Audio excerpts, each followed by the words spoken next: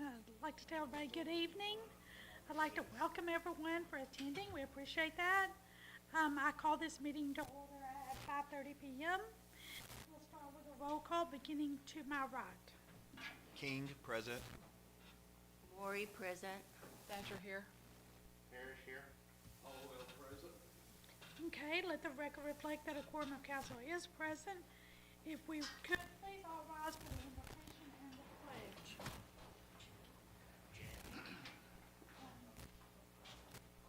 Jim, would you mind doing the invocation? Father, we thank you for this day and all your blessings that come to us. And we just thank you for this opportunity to get together as a community to deliberate the business of Winnsboro. We ask that you give us knowledge and wisdom to make the right decisions for the whole of Winnsboro. In Christ's name we pray. Amen. Pledge allegiance. To the flag of the United States of America and to the republic for which it stands, one nation, under God, indivisible, with liberty and justice for all. The Texas flag. Honor the Texas flag. I pledge allegiance to thee, Texas, one state under God, one and indivisible. Okay.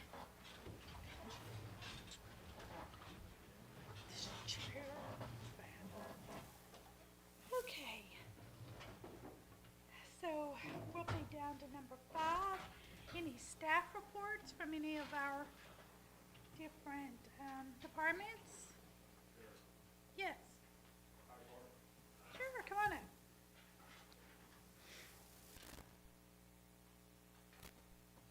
Good evening, Council. Just a monthly report for Winnsboro Volunteer Fire Department. Just a second here.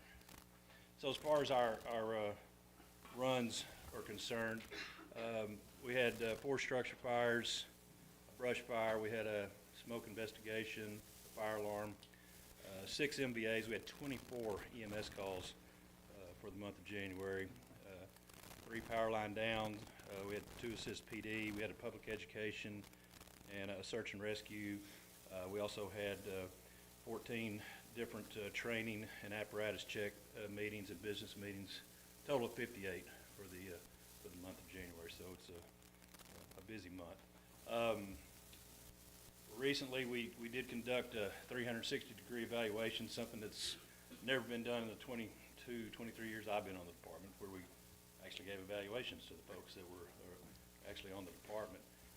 Focused on 3 main areas. One was the evaluation of leadership, evaluation of firefighters, and evaluation of the department as a whole. The stats of this evaluation have been given to the leadership and for areas to improve upon in the future, as well as to be proud of for the hard work of the past. Currently, the 25 members are well diverse in race, age, sexual orientation, and experience. January, we spent nearly 450 volunteer hours for service to Winnsboro citizens. We recently updated our reporting software with a new software system called Fire Programs out of Florida. Seems to be working really well, and we are been in the process of getting everything caught up, which we are now presently.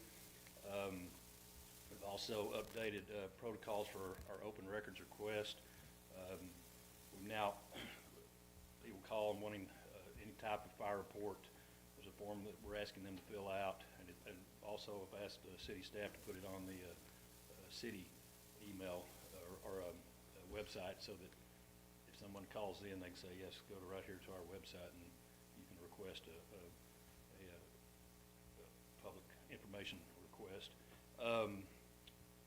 We've also been involved with some local fire safety at some of the local schools, most recently at Pine Street Baptist, and we had about 19 kids that really enjoyed us being there, and we had Sparky the fire dog there. So if you've never seen Sparky the fire dog, he's pretty fun. The kids all seem to enjoy him.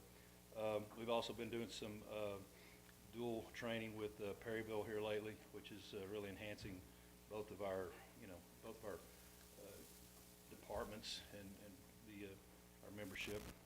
And also, we are involved with the Wood County and Franklin County Fire Chiefs Association. So it's a busy month for Winnsboro Volunteer Fire Department. So, thank you very much. And Chief, we appreciate all that you and your guys do, women. You're a big contributor to this city, town, however you want to call it. And thank you just doesn't seem to be enough. Okay, anybody else on staff reports? Andy Miller with the Winnsboro Farmers Market. I just want to let y'all know that we just had our vendor open house and we had a lot of new faces. We're really excited to have a lot of our vendors return this year for another season, so we're really excited to start looking at that and get ready for spring again. We had our winter market this last weekend and it went really well. Even though the weather was kind of yucky, it was kind of rainy, we still had over 350 people out, so that's way more than we expected for the winter market. We still had 19 vendors, so it was a really good weekend. And then we got our new shirts in, and so we're going to show those to y'all. These are really cute. Yeah. Oh, I like this. This is cute. Mm-hmm. Thank y'all. And hey, where can we get those shirts? At the farmer's market, at the merchant, the booth that's like the orange little top in the third pavilion. Okay, and I have another question. Are y'all going to be able to have the fans go in and everything? So the fans have already been Oh, installed. okay. They look phenomenal. They look really good. They all work, and so they're all on. Oh, well, that's switches, and we good. can That's great. Stick them on, Yeah. yeah. Y'all are They're ahead of schedule. That's all good. good to go. Yes. Okay, thank Is you. March the first farmer's market? So the farmers market starts in April. So the first weekend of April, but we will still have another winter market in March. Yeah, the second Saturday of March. Yeah. Thank you. Okay, any other staff reports? No? Okay, so let's move down to the public comments. This is the time when the public can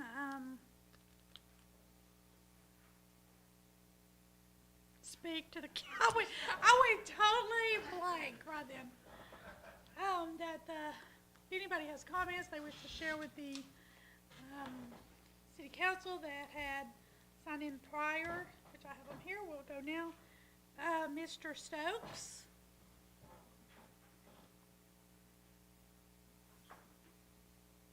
Joe Stokes, 2441 CR 4200. I want to compliment the men at the library for helping with computer issues and any other kind of services patrons need.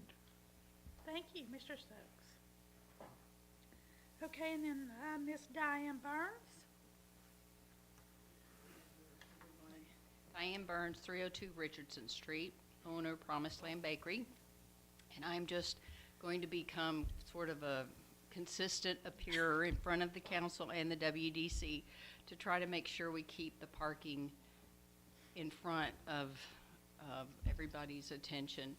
And one of the things that did come to me over the last couple of weeks, as these small businesses have been encouraged, and the city council and the WDC have supported us very much, and we appreciate it, we do need more people coming to Winnsboro. That, you know, waiting for Autumn Trails to come around again, or the Art and Wine Festival, or now the Eclipse, that doesn't make us healthy. And I still see buildings on Main Street, prime real estate, still boarded up, vacant, unused, and I don't know what can be done about that. But the reason is because it's not financially helpful or appealing to those owners or to new owners to put a business in, because the market's not there. And we have consistent turnover. I'm glad Backstage might stay with us, but it's been a struggle for them. And I'm real thankful for our business at the bakery, but we are in tune and in touch with the feel of that area. I'm there 10 hours a day, 5 days a week. And I would love for the city council to continue to encourage the WDC to support taking risks, spending money on how our town feels when you drive in, whether it's fixing things or putting in really first-class parking, lighting, signage, sophisticated things that just make a difference in how somebody feels when they drive into our town. Other small towns are doing it, and I don't want us to fall behind, so I would love that. I did have an idea of trying to have an events coordinator or a tourism coordinator. I know the Main Street Board does a great job, or is, coming into its own and doing new things, but someone who would be able to have a vision for what we can be doing every month in the year. Something there on the Bowery, people have shared a lot of ideas with me. I can't claim them as my own, but they are great, and there's really no reason we can't have that kind of momentum throughout the year, not just for the short things that we've got. All right, thank you so much, and I will be back. Thank you, Ms. Barnes. Okay. No other, it was just two, I guess that's all we had tonight. So let's move on to number 7, consent items. We'll go with 7.1. Is there any questions?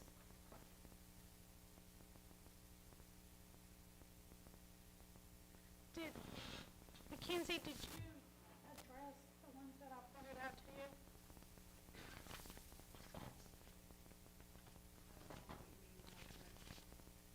Take it off? Or remove it from the... minutes or financials? Oh, I'm sorry. Anybody have a question?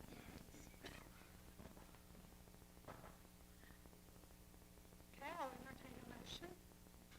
Or do we want to go? We'll just go on into the finance reports also, 7.2. Yeah, and then we'll do the consent items together. So did you remove this one?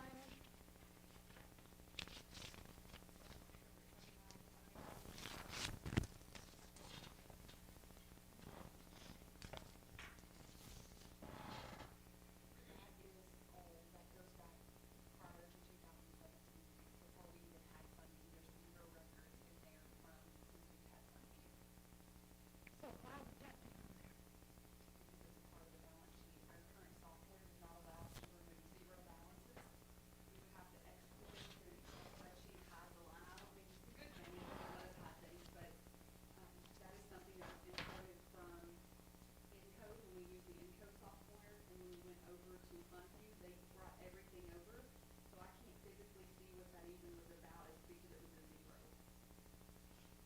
So we have, apparently, since it's been in here for some time, we don't know exactly what that even was at the time.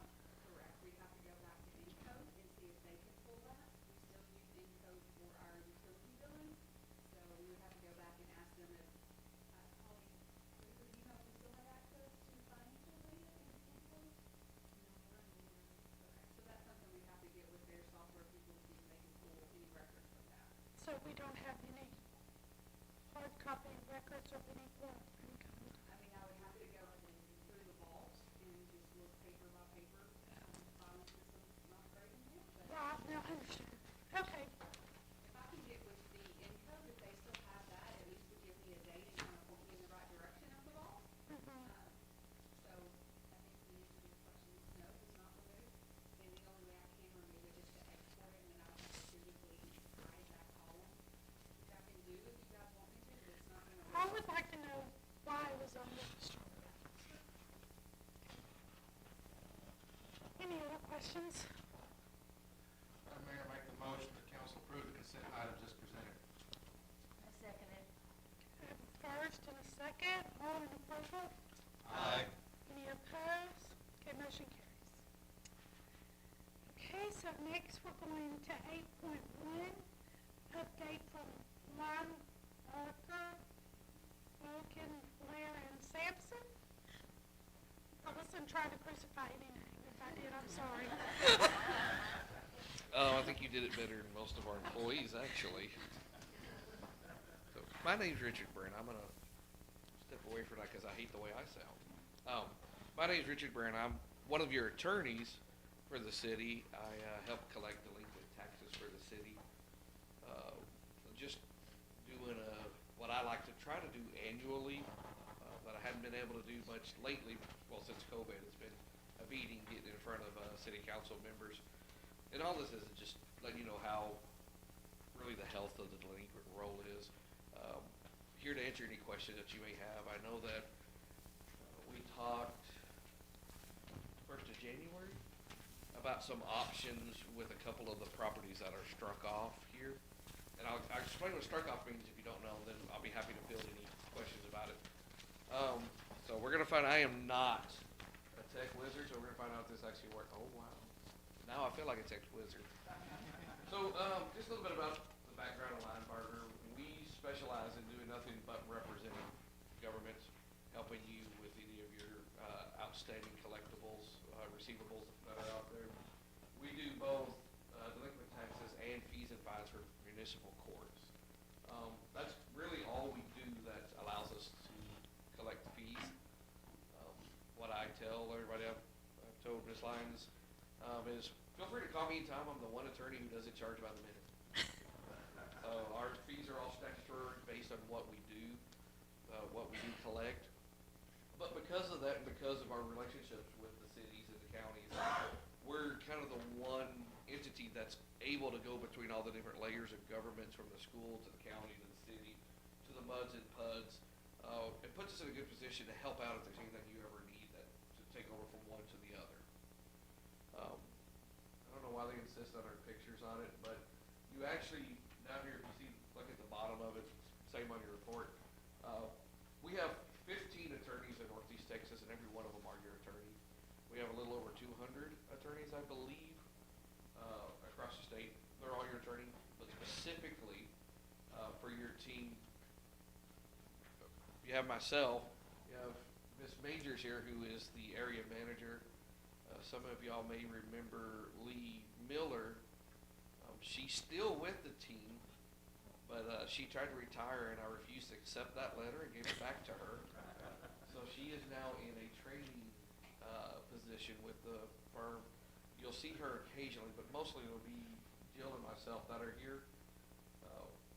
But in the Tyler office, which is where we tend to work, Wood County, Winnsboro's out of, there's 75 people who all at some point touch your account. So it sounds like a lot of people, because it is, trust me, whenever I have to remember Christmas presents. But everybody there is specialized to do something to help move the collections along. Let me make us do this. Here's where I really want to talk for just a second before we get into what the collections themselves are. It's important to remember we're always working a year behind. January 1st of every year, every piece of property, from every ounce of dirt on the ground to the pins and the desks and the machinery and companies, have a tax lien attached to it. However, we don't know what that amount is January 1st of each year. That's when you get your appraised value from the CAD. You can put whatever explicitive you want in front of that one if you want. Or they're the ones who tell you how much your property is worth. Then you get a chance to protest that around January or around July 25th of every year. They try to certify the road, and that's when they send it to you. You guys will be working on your budgets about that time, and then you and Carol do whatever voodoo it is you do with magic or with math. I went to law school, so I wouldn't have to do math. So I don't know how all that works. But you come up with your tax rate, and then that gets applied to your levy. Make sure it all balances out with your budgets, and then the tax bills go out October 1st to be due January 1st of the following year. So the 2023 taxes aren't actually due until 2024. Well, 2023 taxes then become delinquent on February 1st of 2024, and then don't get turned over to us, your delinquent tax attorney, until July 1st of 2024. So we're always working 1 year behind. So the report I'm going to give you is actually 2 years behind, because it's the roll we've got July 2022, and I've had a whole year to work on it. happy to answer any questions on the 2022 budget, but by law, our secret is we already know who's delinquent on 2023. But by law, I cannot even contact them before January or July 1st to get it started. All right, so that's the most difficult part of this, I promise. I feel like I'm going the wrong way here. And just when I felt like I was doing something right. All right, so to start with, I want to point out the first pie chart. City of Winnsboro, I'm sure you know this, City of Winnsboro is extremely heavy on real estate property. There's not really any minerals. There's a small amount of business personal property. And there is, the vast majority of it is residential homes. And business real estate too falls into there. Business personal property, if I can, I want to talk about that for just a second. You have 12% here. A lot of the mom and pops that start up don't understand that there's real estate taxes and then there's business personal property taxes. One of the things I like about Wood County is we have what in the business is called early turnover, 3348 fees. What that actually does, it sounds like when you're charging early, what it does is in order for small businesses to really have a say in the appraisal side of their inventory, their machinery, their equipment, everything they make dollars on, by law, they have to turn over a rendition. That's where you go to the appraisal district and you say, look, I own 5 CNC machines, I own 2 welding machines, and this is what it's worth. A lot of people, especially starting out, don't know that's a thing they can do. If in the counties that I don't have early turnover, I don't get to go talk to them and tell them about it. I have to wait until July 1, which means I already have 1 year delinquent. They've missed the chance to render and protest, and now they're 2 years back, where the system's actually set up that if they don't render, the appraisal is set high on purpose by the statutes, so that that person has an incentive to come render next year. In small towns, small businesses, I can't tell you how many times I've had the conversation of, well, you paid your real estate, but let's talk about your personal property and a rendition penalty. And they look at me and go, what's a rendition? So even though it's small, there is 12% of it here, and that's a good number. And that's the lady said a minute ago, small businesses have a uphill struggle anyways. So luckily for us, Wood County Commissioners realize the advantage of allowing me to go talk to them early and have authorized that. Next, you see your base tax turnover. What that number is, $70,064. That is the new taxes that have gone delinquent for 2022 only, that were not paid all the way until July. So when July came to be 2022 taxes, there were 70,064. It's a little concerning that the year before it was 45,000. This is before we get a chance to do anything, and this is only for 1 year. So it's a little bit concerning when that came over, and I was curious why. Remember that explicit I said earlier, with the CAD, market value went up across the board in Wynn County, and that covered a lot of it. But not 53%. I've yet to discover the reason why the 2022 taxes jumped up 53%. I will say that when we received the total delinquent roll on July 1st, out of that 70,000, or I'm sorry, I'm going to rephrase this. I told you it's bad at math. The total delinquent target roll that was handed over to me was $98,849.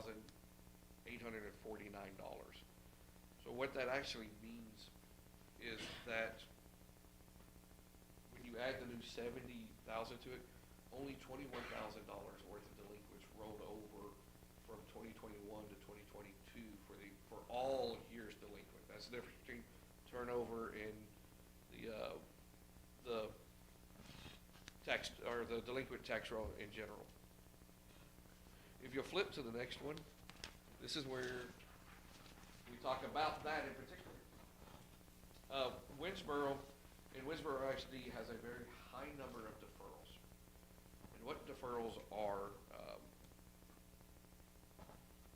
going to try not to get on a soapbox here and try not to preach about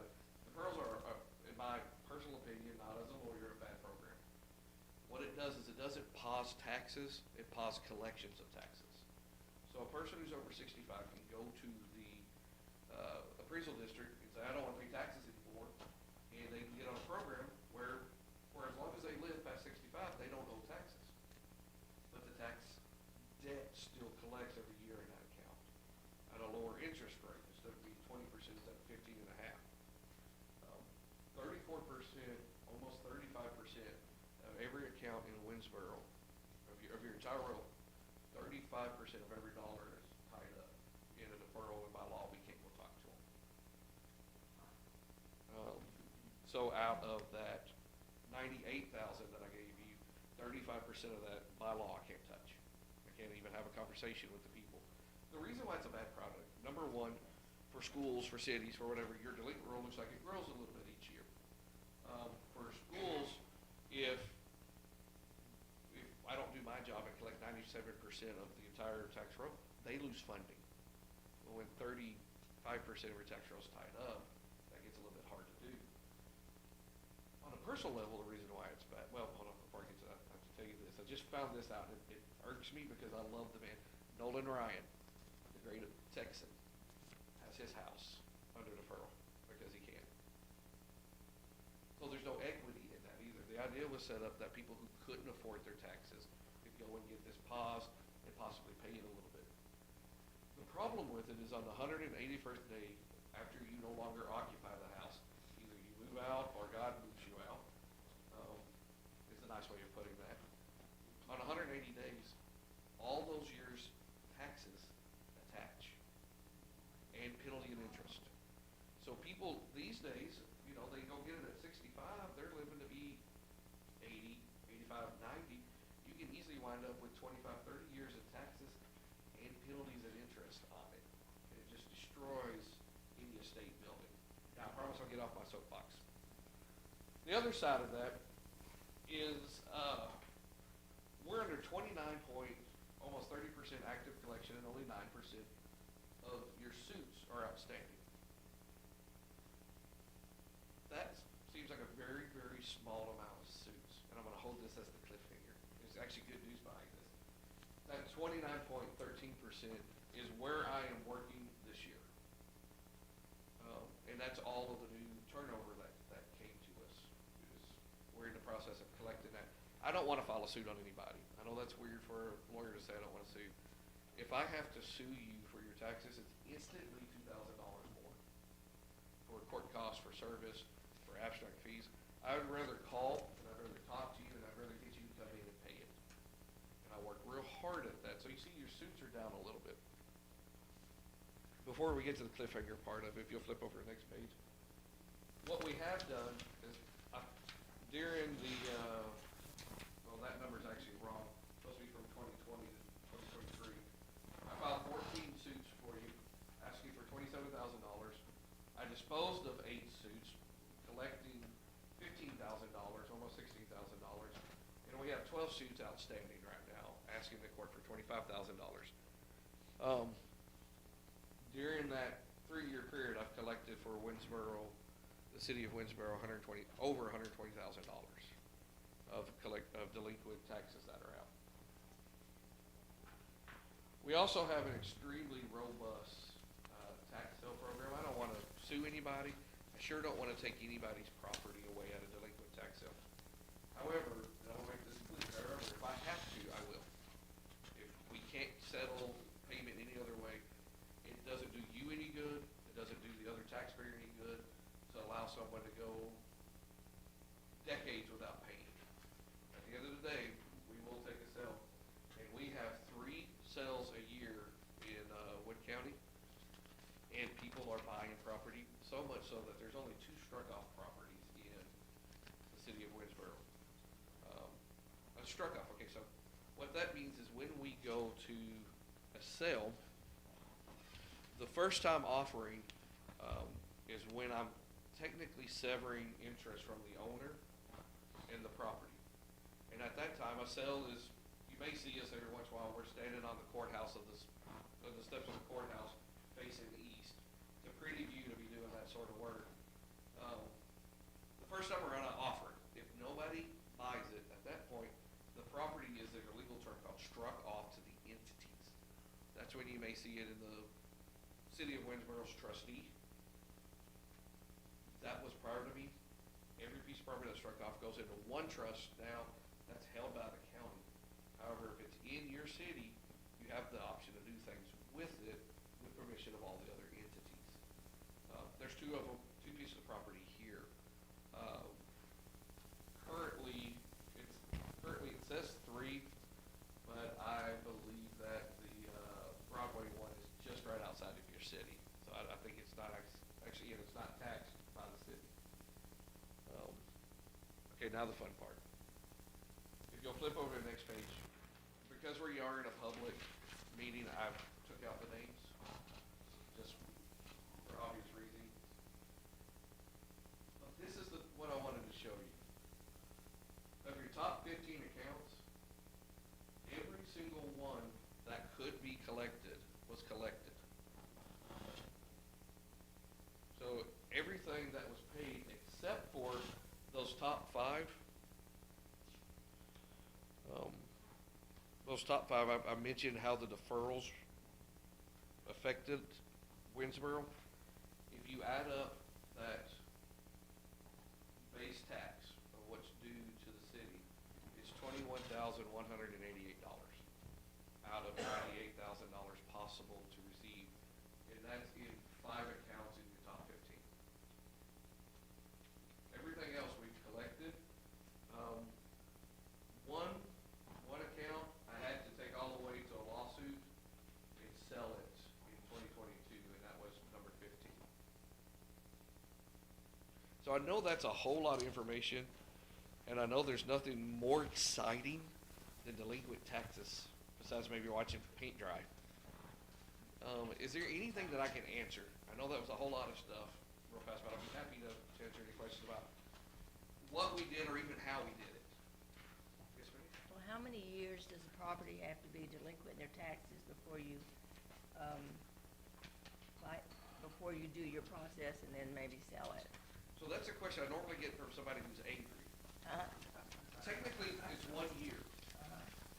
The question that next comes up is, what is the value of that property? If it is a piece of property that's collects at $5 a year, my goal is to bring the most amount of money that I can into the city. So I don't tend to work the roles that have $100 worth of taxes over 20 years. I don't tend to go down there with a gigantic caveat. I've expressed it to the police department and to Ms. Lyons. I'll do 10 tax warrants a year if the city will target any particular problem. I'll work 10 of my accounts a year that I will go after problem accounts that don't fall into the target range of the suits we're going for. And the reason why is by the time that we file all the suits, we rack up the money, we do everything. If there's $100 worth of taxes, it's a loss for everybody. And what our goal is to bring money in, not cost you more money. The reason I ask that is there a property in my neighborhood that I looked on the tax roll and I want to see who the owner was, so I could contact him to get the rent house. And they hadn't paid taxes for 5 years. And then all of a sudden now it's paid. I think maybe somebody contacted him. That's probably the case in the Yes. county of I took over this contract about 4 years ago. And when I did, I brought a different approach to it, to where I don't want to sue, I want to call. And because of that, it's caused, there's been a paradigm shift in how it's done. And a lot of the older accounts are being collected now without a lawsuit. Because I promise you, when somebody's house gets sold on the step, you got 2 or 3 people in one cell getting sold, they start talking. And somebody goes, oh, I need to go pay my taxes. And now when they get a letter from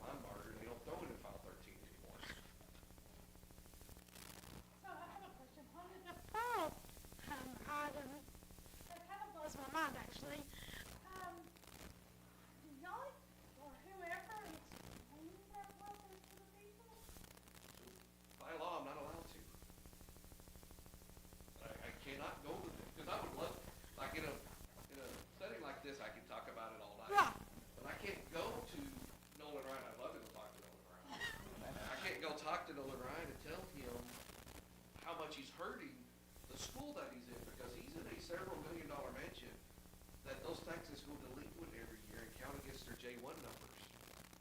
Well, but my even thought process is, if you passed away and you left that property to your children, you're gonna be hit with a big one. Well, let me tell you a particular one, if I may. That's what I was wondering. I mean, I had no clue about this, so. The very first one, Mm-hmm. very first one there, you can see how far back it goes, 2001. I haven't pulled this account personally. Right now, taxes due across the board. Remember, on your tax bill, the city is only about 15% of the total tax bill. So you can multiply this by 9. No, 8, sorry. I told you, I was a lawyer, I'm bad at math. You can multiply this by 8 for the base tax without penalty. If something happened to number one, and what's funny about it is the way that it's done is it's actually in the husband's name and not the wife's name. So if the husband dies and the wife doesn't get taken care of in that time, that bill is gonna be close to $300,000.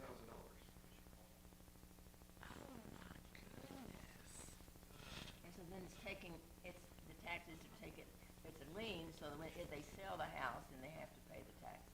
Yes, if they're able to sell it before I have to move in. That's My if the goal house is is worth to, my goal is to prevent a sale from happening so that the city, the county, everybody gets their dollars in. What I mean by that was if the person dies and the family opts to sell the house because the person left it to them, that's when the taxes get Yes, paid. ma'am. It's not going on for bid or whatever you call it. No, it might. It might go. Might? It might Oh, go because sell. of the taxes? All because of taxes. Okay. Yes, ma'am. Hmm. Yeah, it's, like I said, I'm gonna try not to get on my soapbox on this, because it really does bug me the way that it works. Yeah. And it sounds great until you get the nuts and bolts of it. Yeah.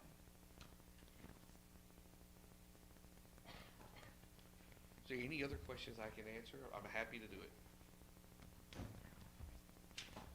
And if you guys don't mind, I'm gonna excuse myself, I'm gonna go buy a Valentine's Day gift before I get in trouble. Thank you so much for coming and explaining this to us.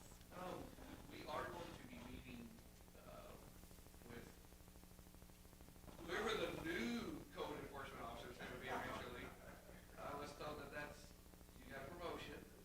Whoever the new one is, we'll be talking about moving forward, trying to move some tax work properties in, because it's my understanding is that the city council is wanting to encourage more builders to come in on some of the empty lots. So that's the reason we met, I guess it was 2 weeks ago, and went through about 15 potential properties to move forward with. And I'll be happy to give updates on that anytime you guys want to. Okay, thank you all so much. Okay, so let's go to 8.2, RPA Farmers Market.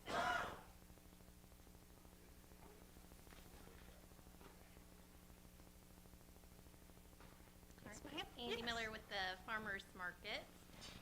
We just went through and we made a couple changes on our rules packet, and we just needed to come in here and formally adopt them. And so on our rules packet, which you should have, on the permitted items on page 1, line item E at the very bottom, it says that one of our permitted items are pre-approved services that the board considers to be a farming aid. So that would allow us to have some vendors that would provide a service to the market instead of just a product. And then the other change we made on the third page, it's the third paragraph under vendor responsibilities. Right in the middle, it says personal music must be kept to a minimum level, not interrupting fellow vendors or the customer's experience. Just because we had several vendors that were bringing music, and we enjoy that, but we just wanted to add in our rules that they needed to maintain that at a reasonable volume. And the no smoking part was added also? No, that's That been was- in here. that was already That has there. already been in there, yes. The no smoking is allowed at the market. So, yeah.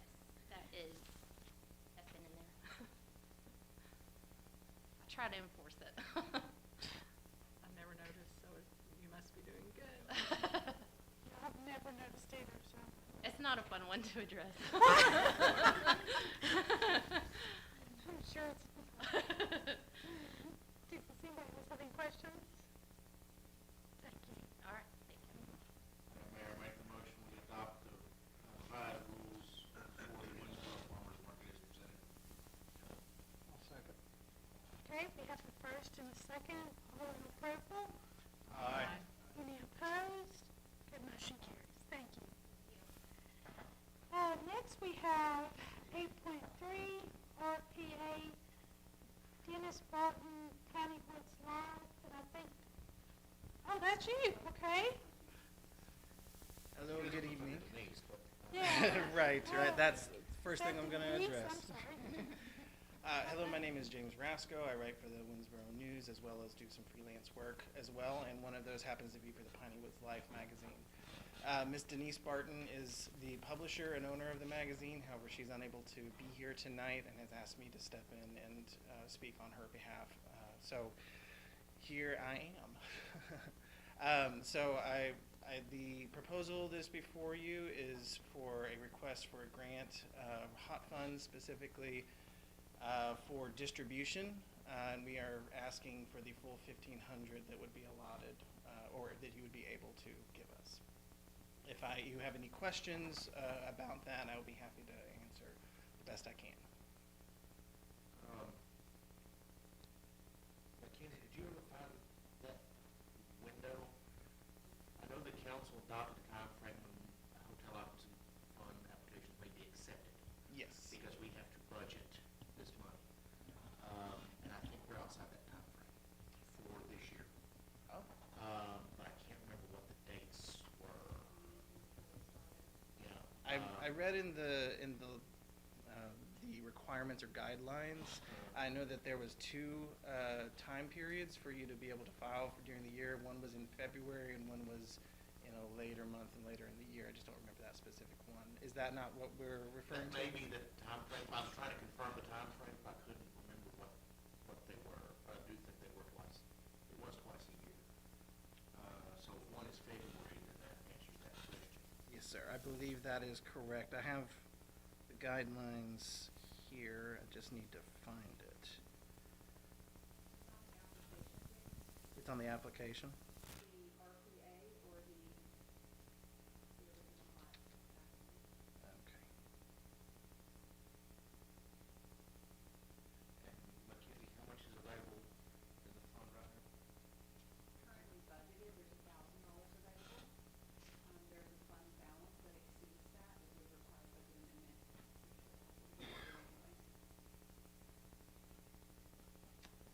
I apologize, Mr. Parrish. I don't believe that I have that right at my disposal. Well, when you're thrown into the, hey, do this, suddenly, yeah, I can understand.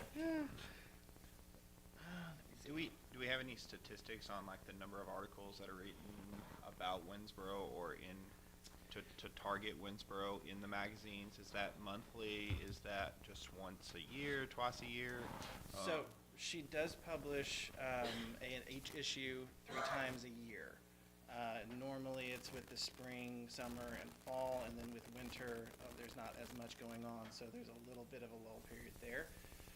So it's published 3 times a year. There are special editions that do come out, and as far as statistics, the exact numbers I couldn't speak to. However, I do know that I brought the last 2 issues with me, and there's a lot of articles. I know that the Art and Wine Festival was on the cover for the fall issue, and I know that with the WCA and whatnot, there are significant more articles that are directed towards Winnsboro and also Mineola, because they also have kind of a burgeoning art scene, especially with the Wood County walls, that kind of thing.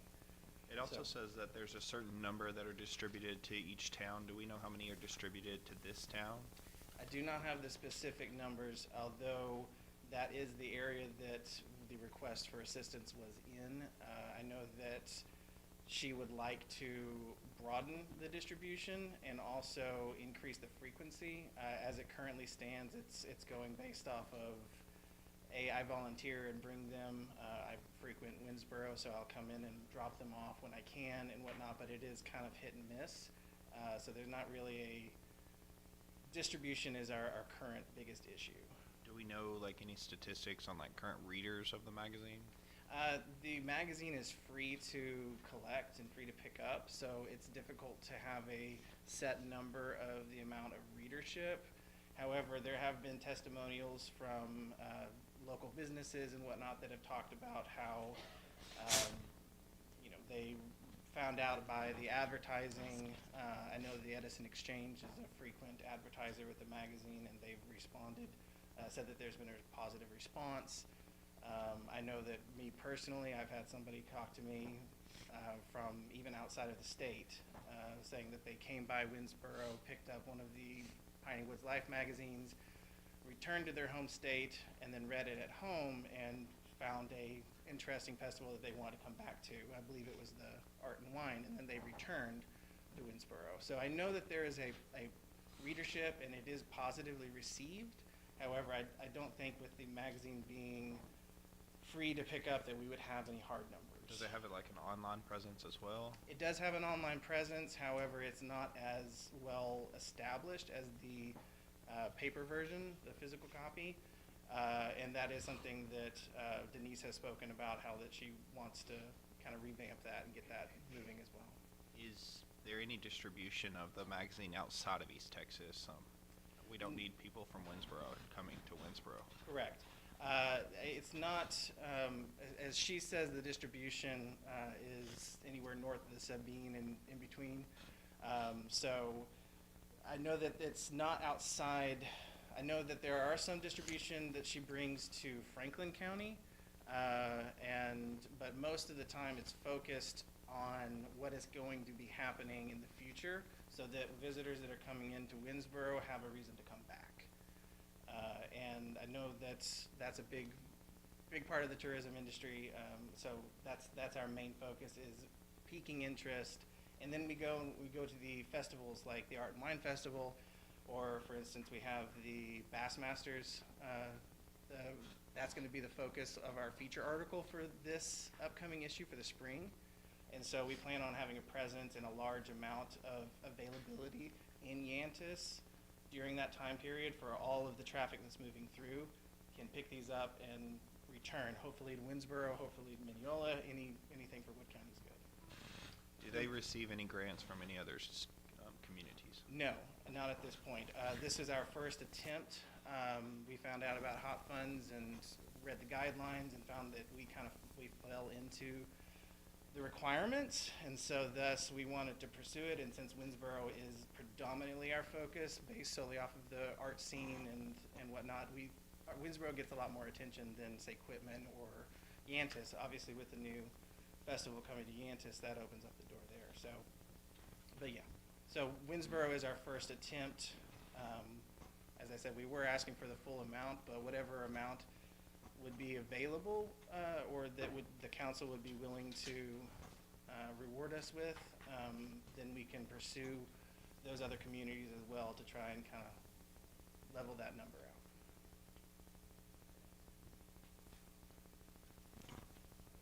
Mackenzie, just, this is more, logistics than anything. We've only got so much budgeted right now left in the budget. If the council were to decide to fund this, full application request, would we need to make the adjustment prior to approving the request, since we don't technically have the funds in the budget right now? No, sir, we have to, we would just want to do that before the end of the fiscal year. That's the auditor's request, but any amendments are done prior to the end of the fiscal year. Correct me if I'm wrong. The hot funds are used mostly for events that are hosted in the town that draw in people to the community, like the rodeo, autumn trails, the art festival. Have we given any of this hot funds to them in the past? Do we know of that, like the art festival, the rodeo, the autumn Rodeo trails? gets money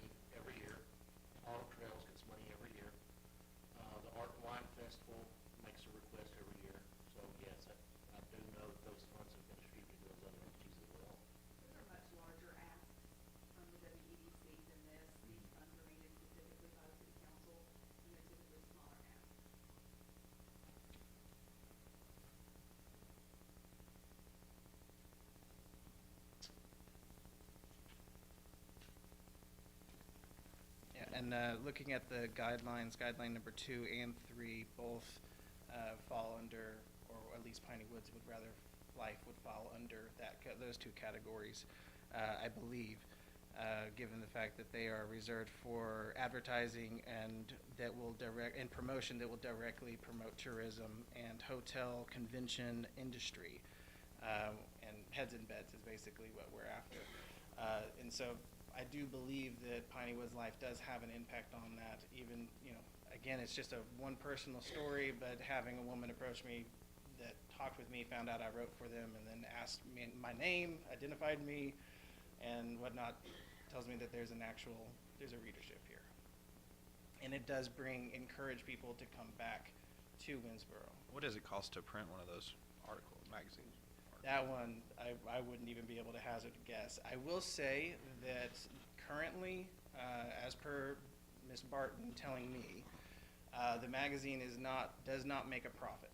All funds that she makes, again, the magazine's free to take, so the only income that she's going to be getting is from advertising, and that is just to cover the cost of printing. So, and to do a little bit of distribution. Again, she relies heavily on volunteers and whatnot at this point, which is hit and miss, and then you end up not getting a solid, consistent distribution. Do you have a total number of prints that are each quarter? Yes, 5,000 copies every issue. And that's distributed mostly here in Winnsboro and Mineola, you said? Across Wood County and some into Franklin County. So it goes from, there's some in Yantis, distribution sites. It's pretty much all the cities within Wood County, plus a few across the border into Franklin.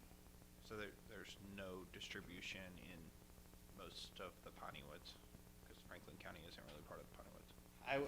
Don't quote me on that, because like I said, as far as I know, because I've distributed myself, I've only ever distributed or been asked to distribute within Wood County. That doesn't necessarily mean that it's not outside of that. It just means that I personally have not been asked to distribute here, or outside, beyond here. James, are most of the reporters volunteers, or they're paid? Yes, I'm the chief writer at the current moment, and as of, I think, last issue was the first time that I was paid. Before that, it was volunteer. And again, it's not, I'm very grateful for anything that I receive, but it's not a standard fee.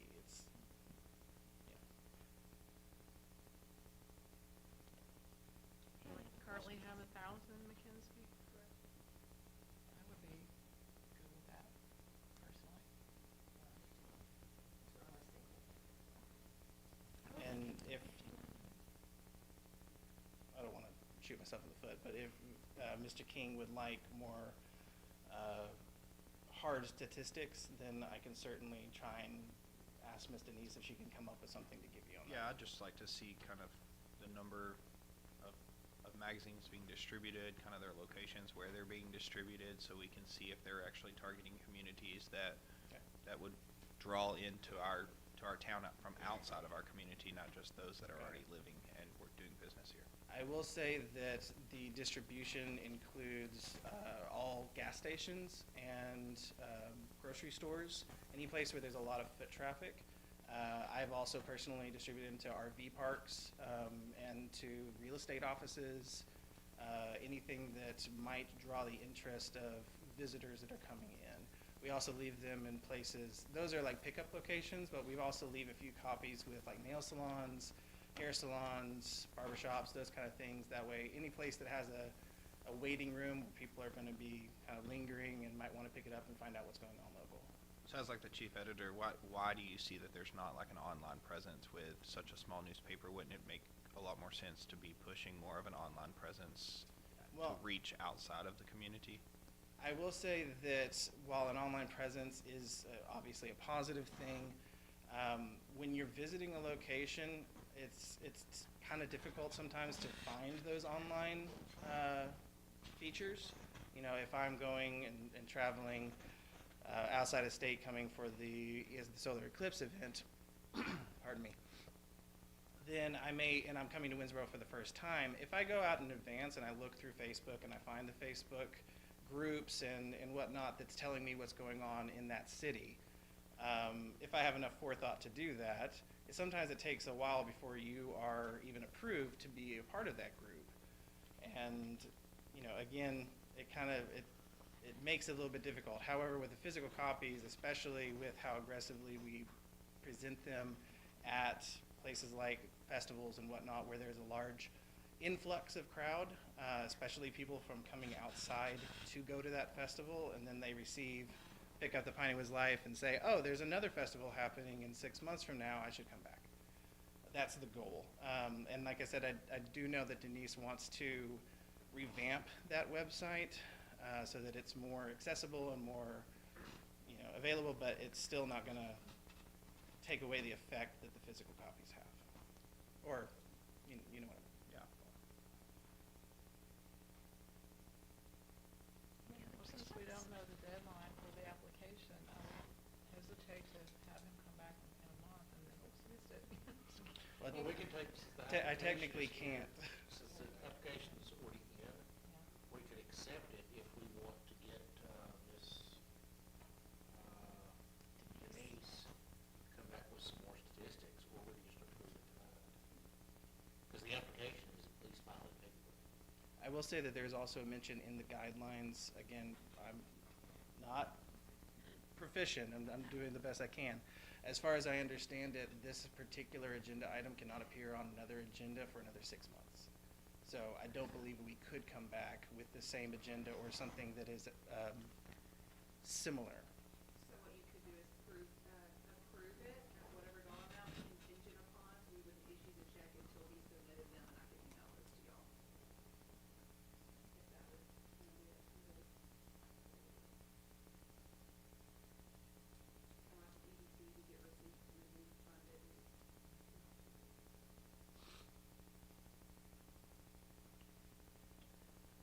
I'd be willing to approve the 1,500 tonight myself. Madam Mayor, I'd like to make the motion, the city council approve the application for the hotel occupancy use funds, amount of $1,500 as submitted, but I would like to see some statistics. Okay. Would you meet with me afterwards and tell me specifically what statistics that you would like her to get if they're available? I'll second. Okay, all in approval? Aye. Any opposed? Motion carries. Thank you very much for your time. Thank you for stepping in for Ms. Denise. Yes, ma'am. Okay, so now we have 8.4, action on resolution 2024-02, ordering the general election.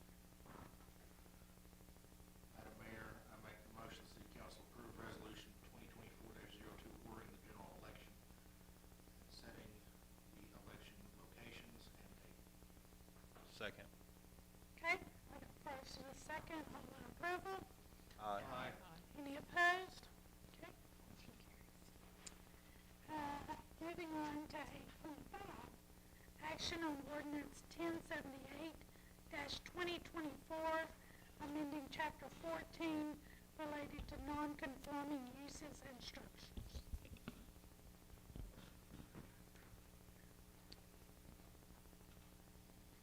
It's just making these amendments to this one that are highlighted. So on this, are we just wanting to add the parts that are highlighted? Yes, it's clarifying some language. There are some changes that are being made.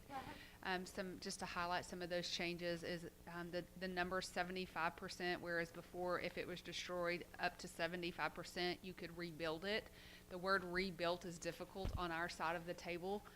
There's not a definition in here for rebuild, and so a more customary word that is used for nonconforming uses is restored. So then it gives you the implication that you can fix what's broken instead of, completely demolishing it and putting something new. I will say that the purpose of a nonconforming use is that at some point there's an expectation that that use is going to cease to exist. Council adopted ordinances and specific uses to certain zones for a reason, so anything that was in existence that is not conformance with the most recent zoning ideally would eventually cease to exist. So that's kind of the point behind this. So we're taking that I would be asking you guys to take that 75 down to less than 50, not 50, but less than 50. And then we would also be changing the 6-month requirement to 90 days. Those are the big ones. Holly, did I miss anything major on that? For the changes? Okay. And then another thing is just clarifying the language. It did not read real well for staff who is in these quite a bit, or for the public who's trying to figure out whether or not they're eligible for a non-conforming use. So the way that it was rewritten, we believe, is a little bit clearer in the language. I like what I read. The only thing that I would add to it is to really spell it out that if it was not eligible to be fixed, restored, that it would need to come down. That it would need to cease to exist, not just leave part of the structure there. So are you saying that if it is 50% or greater, you want it spelled out that if it's 50% or greater damage, it is not eligible to continue as a non-conforming use? Okay. Holly, I do mean, you it's have that? implied already, but, you know, I think it would be good maybe to spell it out. I can make a motion to that effect if that would help. I think we'll need to, since it's going to be Okay. different than what we presented. Ready for a motion? Sure. Okay. Madam Mayor, I motion to adopt the ordinance amendment as presented with the addition of language stating that destruction of more than 50% or 50% or more is ineligible for continued non-conforming use. I'll second. Okay, I got a first and a second. Any additional discussion? All in favor? Aye. Any opposed? Okay, motion carries. Holly, did you get the motion? Okay. Okay, so now we go to 8.6, action on the placement and use of polycarts in the downtown district. What is a polycart? Okay, Trash can. Okay. well, I looked up polycart and trash, all different stuff. Yeah, I Googled it and there was a lot of things. I was like, Yeah, what is a I'm like, polycart okay, exactly? what, am I missing this? Yeah. Plastic trash can. Like you have a drink.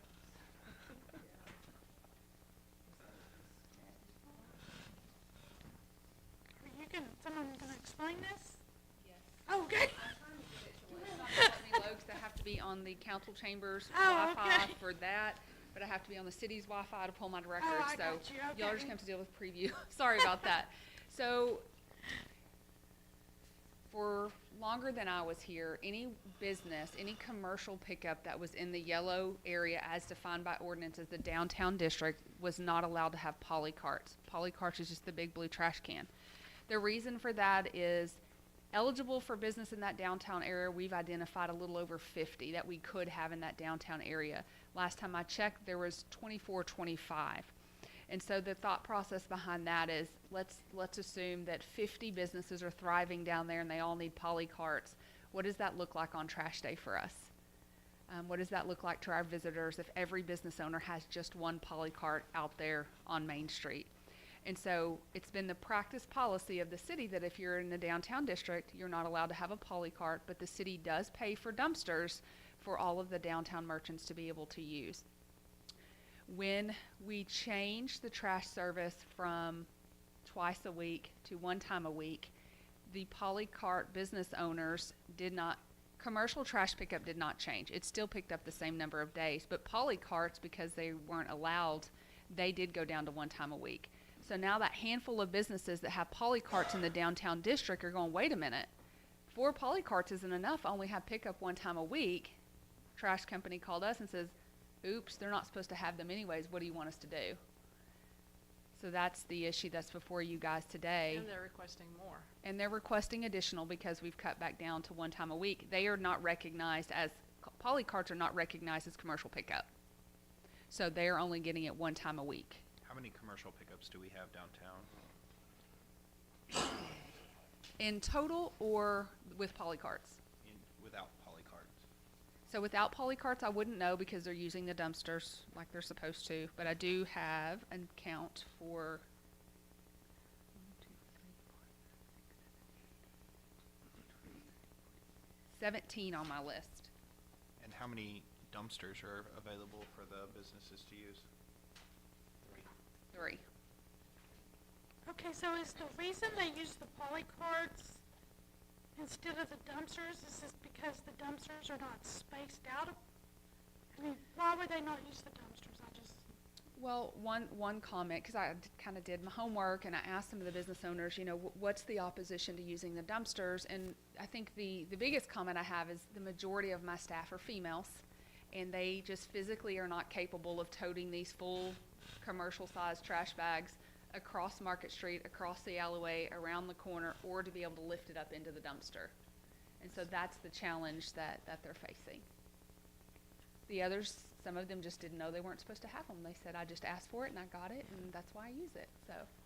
so then are we saying that on the day of the trash pickup, they're gonna have them sitting in front of their businesses? That's how Republic would have to pick it up, yes. There's no back alley for So Main you have Right. a whole lot of trash cans on Main Street. That's gonna look That's great. parking, That to there's me is, parking well, there. that's not good to me. That's the challenge with the downtown district specifically. Is, would adding another dumpster help? I mean, I couldn't hurt. With this particular business owner, there's one relatively close. I don't know, the only alternative for that individual would be to cross Main Street to go to a different dumpster. The one that's there is pretty close to them. It still didn't alleviate the issue of, you know, the physical nature of having to pick it up and load it. The only part I have problems with is from lined up. I just can visualize this in my head of what it's gonna look like. Well, and that's gonna stop traffic in downtown. You're gonna Yeah. take up parking spots of downtown. We already have a parking issue. In the summer, there would probably be concerns with odor Yes. and insects as it gets hotter. Yeah. I'm not really sure what a great solution is here. I want to help the business owners. I'm just not sure what the middle of the road is there. I mean, I understand their problem or the reason why they would want them, Is there but I just can't. a business in question? Is it on Main Street? Yes, yes. And I will say another concern that they have is that the dumpsters are always full. So these there's not a whole lot, but if there's that many that aren't using the dumpsters and this issue already exists, it's only going to get worse if we take action to remove those polycarts. They're full all the time. You can drive by there and see people dumping residential trash in the wide open, highly visible dumpster right there on Highway 11. Happens all the time. Is that you? No, I'm putting it. Oh, I was like, oh, I thought you were calling yourself out. Sorry. I've thought about it. I was like, that was bold. No. I've thought about it myself, but Councilman King, at this point, you have the right for myself. Scotty, were you wanting to say something? No. Who were you pointing No, at? I'm just saying, like, isn't that Oh. like you're not supposed to be dumping in the city dumpsters? Absolutely. Downtown, Absolutely. and you're coded to dump in the city dumpsters, right? Right, correct. So, Now, there's a very small window for someone to see it, report it, police to respond and catch them. I agree. So- That's why I haven't done it, because I'm good at catching that window. It's crossed my mind, though. So the question has come up, can we lock the dumpsters and give a key to all the merchants? Well, but then Republic has to have a copy of that same key to unlock it. We have to hope that our locks come back. There's just challenges. So do we provide any dumpsters out at the park? There is a dumpster by the city park, or the Well, city Yeah, it's the when- one that's always got couches and mattresses. When you say provide, that's technically for city use. It's not a public dumpster, Okay, so does but the it's public used that use way. it? Oh, yeah. Absolutely. How does it? Are they supposed to? No. Yeah. No, Are there cameras? Well, maybe one thing we could do that might help is to relocate them in places that are not so, easy for people to do that, and Republic will come back and pick them up when they're full. Yes, and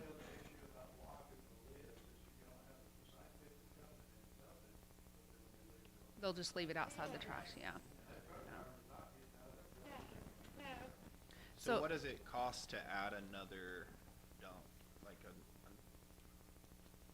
Do you know? so if we kept the same size that's already currently down there on the same schedule, But I think that's one of the problems, the ones downtown, some of them are kind of the smaller. Yes, we Well, have they used to be, I don't know. 2 6-yards and 1 8-yard, and that could be a solution for at least the 6 yards, is that we at least upgrade those to 8. And I will say that Jean said, if you guys are having an event or you know something big's happening, let us know in advance. I'll schedule an extra pickup. So then it's just a matter of somebody keeping their pulse on those events and making sure that that gets scheduled. If the downtown merchants, you know, if they notice on a Thursday that it's halfway full, give City Hall a shout. We can call and get something scheduled. Jean's been very gracious with helping us keep those empty. So how are the ones with the trash cans or poly carts, currently emptying them? They're rolling them out. I think Randy said they just put them out to the sidewalk. Is that right? No, You've seen them? The ones that are across from my office, Republic pulls up, the driver gets out, he goes up, pulls them up, and dumps them, puts them back.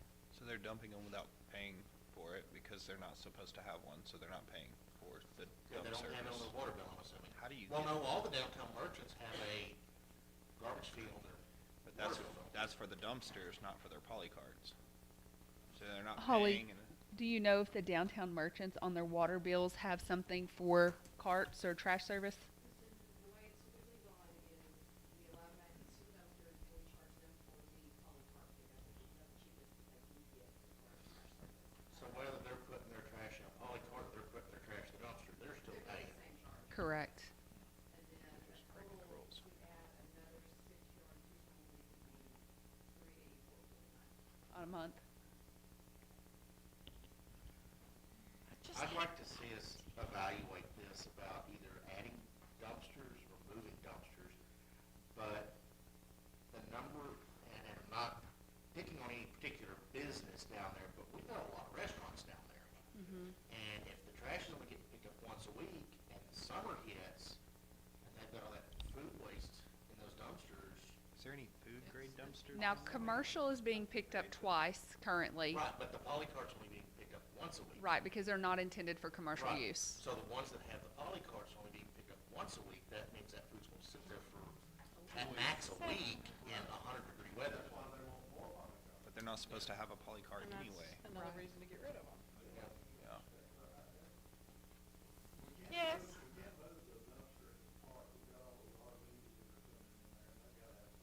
Oh, that's true. That's true. Pool. Yeah. I thought we were just talking about downtown. We are, but Oh. I wouldn't Add move a that dumpster. one, yeah. Well, I mean, relocating one of these 3 dumpsters or adding a dumpster. I don't like the use of poly carts downtown. I don't either. I would be open to looking to add another dumpster downtown, but I would also like to just evaluate kind of how full they are becoming and just maybe being more aware of watching to see how full they're becoming, maybe trying to be more vigilant one by of the watching art the center? dumpsters. The one by the art center by Friday is full. that's the big one. And that one gets trash from the art center, from, I think Taco Dive uses it, Mhm. not for certain. But then I think Heights Pantry uses it. So that's on the backside of, yeah. But I know by Friday, it's full by, So we have if we one have a at- big event, it's overflowing by Monday. So we have one on Franklin Street where the other, are they up there? Is that Yes. those right there? Yes, you have a map too. I see it, yeah. Okay. I was looking at the wrong map. Yeah. I think we should change the 6 to an 8. Minimum. For sure, because it looks like the 6 behind there's getting more restaurant than the one behind Copperleaf. Is the church using the one behind Copperleaf? The church has their own. They do have their own, okay. So the one that's behind Finders Keepers, I mean, does that many people use that one? I mean, I do think. Do you know, Denise? I just know where I and the Lucy's and all of that, that's where we do Okay. But there's, Okay. that's close to the rest of them all the way. is that one stay full? Because there's nothing at Leafy's anymore. It really depends. They just sold Leafy's. Yeah. And see, that's bad because we do have a service that'll pick up bulk items if people would just do. call and not put them Probably in not the people city that live in the dumpsters. city either. No, that's true. Denise, would you come and use the microphone so people that are watching can hear? Oh, no. Sorry. What? Come on, you're not shy.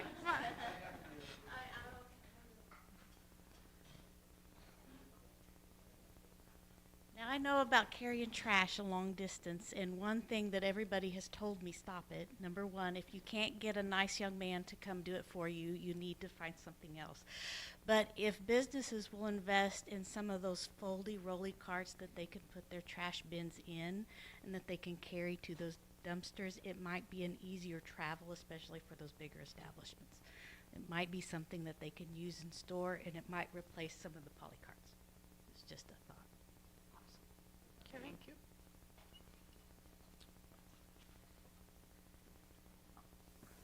I think I would like to see another dumpster added downtown to alleviate the issue and the need for a poly cart. Hopefully, the steakhouse is coming soon, maybe. I've heard a little bit about that. Hopefully, we get some more businesses, restaurants downtown. I would like to already have dumpsters established to help those initial added. But I do think the 6s need to be changed to 8s. I agree too. I Okay. think so as well. I think if we change those 6s to 8s and see how they work, I think Okay. we still have the need. Find a place to put one downtown. Yeah, that's what I was thinking. Put it right Where would beside you that put one. it? There's a bigger one. Let's move them all to 8s and then figure out if we need a 4th. Yeah. And in the meantime, we'll figure out Isn't where to this a put it. vacant lot by the, Because there's no No, that's, alleyways anywhere. there's I the don't think barber it's shop. going to be so far away that it's not going to be as convenient. There's the puppy ground. Oh, here's the barber shop. Oh. there's my office right there. Here's your, oh, So- it's down here. Yeah, he's right there now. That's cool. So what's here? This is, Do we want to make a motion to Oh, to Yes. increase? Yeah. So I move that we increase the two current 6-yard dumpsters to an 8-yard dumpsters. And can we, what about the poly carts that are there? They shouldn't be there because they're not supposed to You be want to there. make that part of your motion? I mean, we should just remove them, shouldn't we? They shouldn't be there to begin with. That's what I need you guys to tell me. How many are there? How many? but okay, but Like wait. 25. Oh, yeah. You're gonna have to put their trash in something to get it to the dumpster. I mean, I'm thinking that's, is that what you do currently? Well, I dump them at the end of the day and carry them out. Okay. And then, but if you have a rolling cart, Right. with the trash, it's not really allowed to do that. With multiple trash. Now, I don't have the rolling that they put at restaurants. So I can't speak for a larger restaurant and the volume, and how many times a day they have to do that. Yeah. But if they had something to replace a poly cart that was more that they could keep in their store and storage room or something that could put the trash out, that might be a solution. They make a real big,